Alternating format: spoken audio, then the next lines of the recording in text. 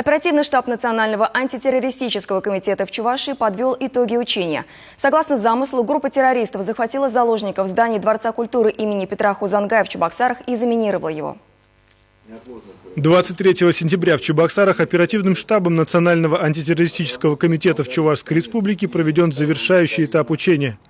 По сценарию мероприятия группа террористов захватила заложников в здании Дворца культуры имени Хузангая и заминировала его. В сложившейся обстановке оперативным штабом принято решение об условном проведении контртеррористической операции и введении в Чебоксарах особого правового режима. В мероприятии были задействованы практически все силовые структуры – МВД, ФСБ, МЧС и экстренные службы города. Ими осуществлены незамедлительные меры по обеспечению безопасности населения, спланирован и реализован комплекс оперативно-боевых и специальных мероприятий по пресечению диверсионно-террористических актов и обезвреживанию вооруженных преступников.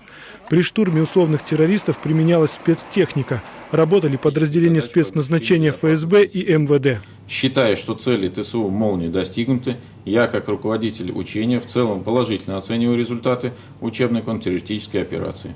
Подобные мероприятия для отработки действий группировки оперативного штаба будут проводиться и в дальнейшем.